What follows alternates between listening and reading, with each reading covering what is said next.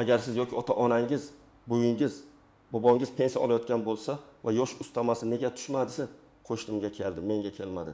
Tegasin yoshga to'ldim, lekin pensiya o'zgarmadi degan savol tug'ilgan bo'lsa, bu video siz uchun juda muhim. Men bugun aynan shu masalani sodda tilda, lekin huquqiy va amaliy tomonda tushuntirib beraman. Yosh ustamasi nima? U kimlarga beriladi, kimlarga berilmaydi? Nega hamma bir xil pul olmaydi? Va eng muhimi, siz nima qilishingiz kerak? Bu ma'lumot har bir oilaga tegishli. Chunki bugun sizga kerak bo'lmasa ham, ertaga ota-onangiz, qarindoshingiz yoki o'zingiz uchun kerak bo'lishi mumkin. Shuning uchun hoziroq kanalga obuna bo'ling, videoga like bosing va oxirigacha ko'ring. Chunki bitta nozik hujjat, bitta noto'g'ri pensiya turi yoki bitta ariza yozilmagani sababli odamlar oyma-oy puldan quruq qolib ketayotgan holatlar juda ko'p. Avvalo, yosh ustamasi deganda odamlar ko'pincha pensiyaga yosh sababli qo'shiladigan qo'shimcha to'lovni tushunadi. Masalan, fuqaro ma'lum yoshga yetganda pensiyasi avtomatik o'sishi kerak deb o'ylaydi. Ayniqsa yosh. Ayrim tizimlarda undan yuqori yosh chegaralari bilan bog'liq qo'shimcha to'lovlar haqida ko'p gapiriladi. Lekin asosiy xato shundaki, odamlar yoshning o'zi kifoya deb o'ylaydi. Aslida esa yosh faqat bitta shart. Undan tashqari pensiya turi, fuqaroning maqomi, nogironlik guruhi, oldindan olayotgan qo'shimcha to'lovlari, qaysi jamg'arma orqali hisoblanayotgani, hujjatlar to'g'ri yuritilmagani ham muhim. Oldin ko'p jarayonlar qog'oz hujjatlar orqali yuritilardi. Odam pensiya bo'limiga borar, pasportini, pensiya guvohnomasini ko'rsatar, mutaxassis uning ishini qo'lda tekshirar edi. Kimdir ustama olish huquqiga ega bo'lsa, ariza yozdirilar, keyin qo'shimcha hisob-kitob qilinar edi. Bunday tartibda inson omili ko'p bo'lardi. Bir mutaxassis tushuntiradi, boshqasi tushuntirmaydi. Kimdir vaqtida murojaat qiladi, kimdir umuman bilmaydi. Natijada bir xil yoshdagi ikki odamdan biri ustama oladi, ikkinchisi olmaydi. Hozir esa ko'p joylarda ma'lumotlar elektron bazalar orqali tekshiriladi. Tug'ilgan sana, pensiya turi, nogironlik holati, doimiy yashash joyi. Bank kartasi yoki pochta orqali to'lov kabi ma'lumotlar bazada ko'rinadi. Bu qulay, lekin boshqa tomondan bazdagi bitta xato ham ustama kelmasligiga sabab bo'lishi mumkin. Masalan, tug'ilgan sana noto'g'ri kiritilgan, pensiya turi eski ma'lumot bilan qolgan, nogironlik guruhi yangilanmagan, odamning yashash manzili o'zgargan, lekin tizimda qayd etilmagan. Shuning uchun men yoshga yetdim, demak pul avtomatik kelishi shart degan fikr har doim ham to'g'ri emas. Men eng birinchi navbatda pensiya turini tekshirishni maslahat beraman. Chunki yosh ustamasi odatda hamma pensiya turlariga bir xil qo'llanmaydi. Masalan, yoshga doir pensiya olayotgan fuqaro bilan o'quvchisini yo'qotganlik pensiyasi olayotgan fuqaroning huquqiy holati bir xil emas. Nogironlik pensiyasi olayotgan odamning ham alohida qoidalari bo'lishi mumkin. Ijtimoiy nafaqa yoki eng kam kafolatlangan to'lov olayotgan shaxsga esa ayrim ustamalar boshqacha tartibda hisoblanadi yoki umuman qo'llanmasligi mumkin. Oddiy misol keltiraman. Tegama yoshga to'lgan Ali ota yoshga doir pensiya oladi. Uning pensiyasi mehnat staji, ish haqi va belgilangan to'lovlardan kelib chiqib hisoblangan. Agar amaldagi tartib bo'yicha taqdimun yoshdan keyin aynan yoshga doir pensiyaga qo'shimcha belgilangan bo'lsa, Ali otaning pensiyasiga ustama qo'shilishi ehtimoli yuqori. Lekin bu ham bazada hamma ma'lumot to'g'ri bo'lsa va u boshqa istisno toifaga kirmasa. Endi boshqa misol. Maryam aya ham 60 yoshga to'lgan, lekin u o'zining mehnat pensiyasini emas, marhum turmush o'rtog'i orqali boquvchisini yo'qotganlik pensiyasini olayotgan bo'lishi mumkin. U men ham 60 yoshga kirdim, qo'shnimga ustama keldi, menga nega kelmadi deb so'raydi. Sabab shundaki, uning olayotgan to'lovi yoshga doir shaxsiy pensiya emas, boshqa turdagi pensiya bo'lishi mumkin. Bunday holatda yosh ustamasi avtomatik qo'shilmasligi mumkin. Ba'zan unga o'z pensiyasiga o'tish foydaliroq bo'ladi. Ba'zan esa boquvchisini yo'qotganlik pensiyasida qolish foydaliroq bo'ladi. Buni hisobsiz hal qilib bo'lmaydi. Yana bir muhim holat, I guruh nogironligi bo'lgan pensionerlar. Ko'p tizimlarda I guruh nogironlarga parvarish, yordamga muhtojlik yoki yuqori ehtiyoj sababli ayrim qo'shimcha to'lovlar oldindan berilgan bo'ladi. Shuning uchun ular ma'lum yoshga yetganda yana o'sha mazmundagi yosh ustamasini qayta olmasligi mumkin. Odam esa buni adolatsizlik deb qabul qiladi. Men ham 60 yoshga kirdim-ku deydi. Lekin qonunchilik mantiqi boshqacha bo'lishi mumkin. Agar bir sabab bo'yicha qo'shimcha allaqachon berilgan bo'lsa, ayni bir to'lov ikkinchi marta berilmaydi. Raqamli misol bilan tushuntiraman. Faraz qilaylik, pensionerning asosiy pensiyasi 2,5 ming so'm. U nogironlik sababli yana 500 ming so'm qo'shimcha olayotgan bo'lsin. Qo'shnisi esa 2 ming so'm pensiya oladi. Lekin hech qanday nogironlik ustamasi yo'q. Yosh chegarasiga yetgandan keyin qo'shnisiga 500 ming so'm qo'shiladi va u ham 2 dan 5 ming so'm oladi. Birinchi pensioner esa nega menga qo'shilmadi deydi. Aslida bu mazmundagi qo'shimchani oldinroq boshqa asosda olayotgan bo'lishi mumkin. Shu sababli bir odamga yangi ustama kelgandek ko'rinadi. Boshqasida esa umumiy summa o'zgarmaydi. Kimlar xavotir olishi kerak? Birinchidan, yosh chegarasiga yetgan, lekin pensiyasi 2 oy davomida umuman o'zgarmagan pensionerlar. Ikkinchidan, tug'ilgan sana hujjatlarda turlicha yozilganlar. Pasportda bir sana, eski mehnat daftarchasida boshqa sana. Pensiya ishida 3-sana bo'lsa, albatta tekshirtirish kerak. Uchinchidan, pensiya turini aniq bilmaydiganlar. Ko'p odam men pensiya olaman deydi, lekin qaysi pensiya ekanini bilmaydi. Yoshga doirmi, nogironlikmi, bo'g'uvchisini yo'qotganlikmi yoki ijtimoiy nafaqami? To'rtinchidan, bank kartasi o'zgargan, yashash manzili o'zgargan.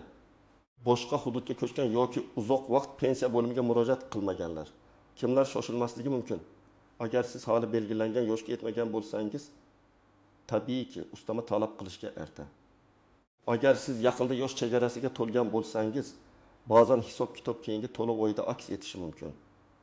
Masalan, fuqaro oyning oxirida tug'ilgan bo'lsa, o'sha oy uchun emas, keyingi oy yoki keyingi to'lov davrida qo'shimcha ko'rinishi mumkin. Lekin bu hech narsa qilmang degani emas. Men har doim tekshirish tarafdoriman.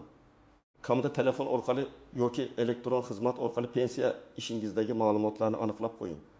Eng katta tuzoq qo'shnim oldi, demak men ham olishim kerak degan fikr. Pensiya masalasida qo'shni bilan solishtirish ko'pincha noto'g'ri xulosaga olib keladi. Chunki qo'shningizning ish staji boshqa, pensiya turi boshqa, nogironlik holati boshqa, oldingi qo'shimchalari boshqa bo'lishi mumkin. Hatto ko'kovingiz bir kunda tug'ilgan bo'lsangiz ham pensiya ishlaringiz bir xil degani emas. Ikkinchi tuzoq davlat o'zi biladi. Men murojaat qilmasam ham bo'ladi degan ishonch. Ayrim ustamalar avtomatik hisoblanishi mumkin. Lekin avtomatik tizim ham mavjud ma'lumotga tayanadi. Agar ma'lumot noto'g'ri bo'lsa, tizim to'g'ri qaror chiqara olmaydi. Masalan, pensionerning pasporti yangilangan, lekin pensiya ishida eski pasport ma'lumoti qolgan. Yoki tug'ilgan sana bazada xato kiritilgan. Bunday paytda tizim sizni hali kerakli yoshga yetmagan deb ko'rsatishi mumkin. Siz esa oylar davomida kutib yurasiz. 3-nozikcha pensiya turini almashtirish masalasi. Ba'zi pensionerlar marhum turmush o'rtog'i bo'yicha pensiya oladi, lekin o'zi ham yoshga doir pensiya olish huquqiga ega bo'ladi. Shunda savol tug'iladi. Qaysi biri foydali? Men bunday vaziyatda hech qachon taxmin bilan qaror qabul qilishni maslahat bermayman. Albatta hisob-kitob so'rang. Masalan, bo'g'uvchisini yo'qotganlik pensiyasi 2,300 ming so'm bo'lishi mumkin. Shaxsiy yoshga doir pensiya esa ustama bilan 2,100 ming so'm chiqishi mumkin. Bunday holatda eski pensiyada qolish foydaliroq. Aksincha, boshqa holatda shaxsiy pensiyaga o'tganda 2,700 ming so'm chiqishi mumkin. Shunda o'tish maqsadga muvofiq bo'ladi. Har bir ish alohida hisoblanadi. To'rtinchi jihat, bir nechta ustamaning bir-biriga qo'shilishi yoki qo'shilmasligi. Odamlar ba'zan barcha ustamalar alohida qo'shilaveradi deb o'ylaydi. Yosh ustamasi, nogironlik ustamasi, parvarish ustamasi, hududiy ustama, kompensatsiya va hokazo. Amalda esa ayrim to'lovlar bir-birini takrorlasa, faqat bittasi berilishi mumkin. Ayrimlari esa asosiy pensiyaga emas, belgilangan bazaviy qismga nisbatan hisoblanadi. Shu sababli odam kutgan summa bilan real tushgan summa farq qiladi. Masalan, fuqaro menga 500 ming so'm qo'shilishi kerak edi, lekin faqat 300 ming so'm qo'shildi deb shikoyat qiladi. Tekshirib ko'rilsa, u oldindan 200 so'm kompensatsiya olayotgan bo'ladi. Yoki ustama to'liq pensiyaga emas, faqat belgilangan qismga qo'llangan bo'ladi. Yoki qo'shimcha oyning o'rtasidan hisoblangan bo'lib, birinchi oyda to'liq emas, proporsional miqdorda tushgan bo'ladi. Keyingi oydan esa to'liq aks etadi. 5-nozikcha chet elda yashash, vaqtincha boshqa joyda bo'lish yoki pensiyani ishonchnoma orqali olish. Agar pensioner uzoq muddat boshqa davlatda bo'lsa, yashash manzili bo'yicha ma'lumotlar yangilanmagan bo'lsa, tiriklikni tasdiqlash, ishonchnoma muddati, bank rekvizitlari kabi masalalar chiqishi mumkin. Bu bevosita yosh ustamasini bekor qilmasligi mumkin. lekin to'lov jarayonida kechikish yoki to'xtashga sabab bo'ladi. Shuning uchun bunday holatda hujjatlar tartibli bo'lishi kerak. 6-masala qarovchi shaxs bilan bog'liq to'lovlar. Ayrim tartiblarda keksaga qarovchi shaxs uchun alohida kompensatsiya yoki qo'shimcha belgilanishi mumkin. Lekin bu ham avtomatik emas. Qarovchi ishlayaptimi yoki yo'qmi? Pensiya oladimi yoki yo'qmi? Boshqa nafaqa oladimi? Qarov rasmiylashtirilganmi? Bularning hammasi ahamiyatli. Men onamga qarayapman, demak ustama kelishi kerak degan fikr yetarli emas. Qarov huquqiy rasmiylashtirilishi kerak bo'lgan holatlar bor. Endi eng muhim qismga o'taman. Agar yosh ustamasi kelmagan bo'lsa, siz aniq nima qilishingiz kerak? Birinchi qadam, pensiya turini aniqlang. Buning uchun pensiya guvohnomasi, pensiya tayinlash haqidagi qaror yoki pensiya bo'limidagi ma'lumotnomani ko'ring. Agar hujjatda tushunarsiz yozilgan bo'lsa, pensiya jamg'armasiga murojaat qilib, menga qaysi turdagi pensiya tayinlangan deb yozma yoki og'zaki javob oling. Faqat pensiya olaman deyish yetarli emas. Ikkinchi qadam, tug'ilgan sanani tekshiring. Pasport yoki ID karta, pensiya ishida ko'rsatilgan sana bank yoki pochta ma'lumotlari bir xil bo'lishi kerak. Agar eski hujjatlarda farq bo'lsa, buni albatta tuzatish kerak. Tug'ilgan sanada bir kun yoki bir oy farq bo'lsa ham ustama hisoblanishda muammo bo'lishi mumkin. Uchinchi qadam, oxirgi 3-4 oy to'lovlarini solishtiring. Bank kartasiga tushgan summalarni ko'ring yoki pochta orqali olgan bo'lsangiz, kvitansiyalarni yig'ing. Masalan, yanvarda 200 ming so'm, fevralda 200 ming so'm, martda 2100 ming so'm tushgan. Aprel oyida esa siz 40 ming yoshga to'lgansiz. May va iyunda ham o'zgarish bo'lmagan. Mana shu holatda savol berish uchun asos bor. 4-qadam, pensiya bo'limiga aniq savol bilan murojaat qiling. Nega menga pul kelmadi deb umumiy gapirmang. Men quyidagicha yozishni maslahat beraman. Men falon sanada falon yoshga to'ldim. Amaldagi tartib bo'yicha yoshga bog'liq qo'shimcha to'lov menga tatbiq etiladimi? Agar tatbiq etilmasa, sababini yozma ravishda tushuntirib berishingizni so'rayman. Agar tatbiq etilsa, qaysi oydan va qancha miqdorda hisoblanishini ma'lum qilishingizni so'rayman. Mana shunday savolga javob berish osonroq va aniqroq bo'ladi. 5-qadam, hujjatlarni tayyorlang. Odatda sizga pasport yoki ID karta, pensiya guvohnomasi, bank rekvizitlari, agar nogironlik bo'lsa, nogironlikni tasdiqlovchi hujjat, agar vakil murojaat qilsa, ishonchnoma. Qaror masalasi bo'lsa, qarovchi shaxsning hujjatlari kerak bo'lishi mumkin.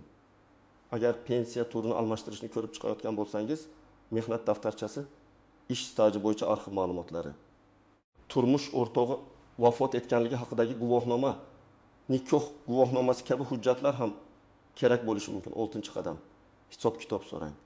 Ayniqsa sizga ustama tegishli emas deyishsa, og'zaki javob bilan kifoyalanmang. Qaysi asosga ko'ra tegishli emas deb so'rang. Agar sizga pensiya turi mos kelmaydi deyishsa, qaysi pensiya turiga o'tsam foydaliroq bo'ladi deb oldindan hisob-kitob qildiring. Hech qachon ko'r-ko'rona ariza yozib, hozirgi pensiyangizdan voz kechmang. Avval raqamlarni ko'ring. 7-qadam, yozma javob oling. Telefon orqali yoki oynadan aytilgan gap keyin isbot bo'lmaydi. Agar masala murakkab bo'lsa, albatta yozma murojaat qiling. Murojaatda F, isha, pasport ma'lumotlari, yashash manzili, telefon raqami, pensiya turi, tug'ilgan sana va savolingiz aniq ko'rsatiladi. Javobda esa sizga nega ustama berilgan yoki berilmagani asoslab yozishlari kerak. 8-qadam, javobdan norozi bo'lsangiz, yuqori tashkilotga yoki huquqiy maslahatga murojaat qiling. Ba'zan joylardagi xodimlar ham xato qilishi mumkin. Pensiya hisob-kitobi murakkab, qonunchilik tez-tez o'zgaradi. Eski va yangi tartiblar aralashib ketadi. Shuning uchun yozma rad javobi bo'lsa, uni mutaxassisga ko'rsating. Ehtimol siz haqdirsiz va qayta hisob-kitob talab qilish mumkin. Yana bitta amaliy maslahat, oilada keksalar bo'lsa, ularning hujjatlarini bitta papkaga yig'ib qo'ying. Pasport nusxasi, pensiya guvohnomasi, bank kartasi, rekvizitlari, to'lovlar tarixi, nogironlik hujjatlari, ishonchnoma, shifokor xulosalari hammasi tartibda tursa, muammo chiqqanda tez hal qilinadi. Aks holda keksaning o'zi idora yuradi. Farzandlar esa qaysi hujjat qayerda ekanini bilmaydi. Demak, yosh ustamasi hammaga ham kelavermasligining asosiy sababi shuki, bu to'lov faqat yoshga qarab emas, pensiya turi, oldingi ustamalar, nogironlik holati, hujjatlar va tizimdagi ma'lumotlarga qarab belgilanadi. Kimdir haqiqatan ham ustama olish huquqiga ega bo'ladi, lekin hujjatdagi xato sababli olmaydi. Kimdir esa yoshga yetgan bo'lsa ham qonun bo'yicha boshqa pensiya turi yoki oldingi qo'shimcha to'lov sababli bu ustamani olmaydi. Mening tavsiyam oddiy, kutib o'tirmang, tekshiring.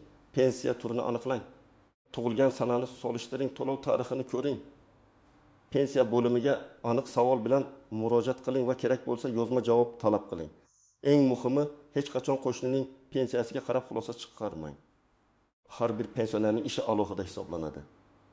Agar sizda ham yosh ustamasi kelmagan bo'lsa yoki oilangizda shunday holat bo'lgan bo'lsa, izohlarda yozing, qaysi yoshda, qaysi pensiya turida va qanday javob olishgansiz.